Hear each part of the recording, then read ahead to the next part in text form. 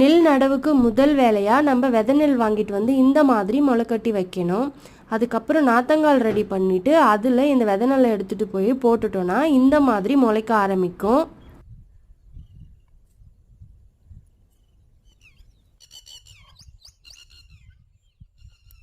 ஒரு வாரத்தில் நம்ம விட்ட விதை நெல் இந்த அளவுக்கு முளைச்சிருக்கும்.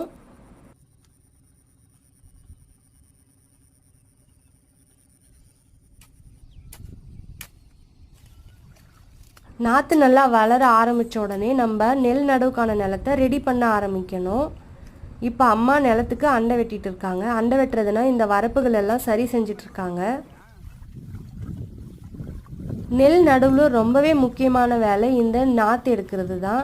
இது எல்லாராலையும் ஈஸியாக எடுக்க முடியாது. இது நல்லா பழகினவங்க வேகமாக எடுத்து முடிச்சா கட்டி வச்சுருவாங்க. அடுத்தது நிலத்தை நல்லா உழணும். அதுக்கு டிராக்டர் இல்லைன்னா மாடு வச்சு உழலாம். அதுக்கப்புறம் நிலத்தை நல்லா சமப்படுத்தணும். அடுத்ததாக நாற்று முடிச்சுகளை எடுத்துகிட்டு போய் நம்ம இந்த மாதிரி இடைவெளி விட்டு வைக்கணும்.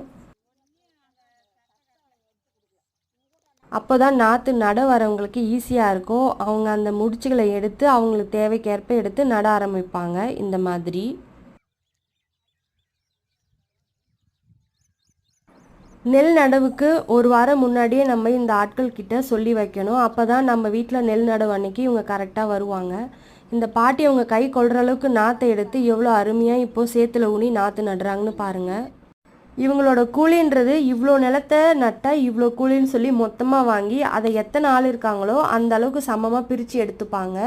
இன்றைக்கி இவங்க ஒரு ஆளுக்கும் 150 ரூபா கூலியில் இவ்வளோ நிலத்தையும் நடுவு நட்டு கொடுத்துருக்காங்க.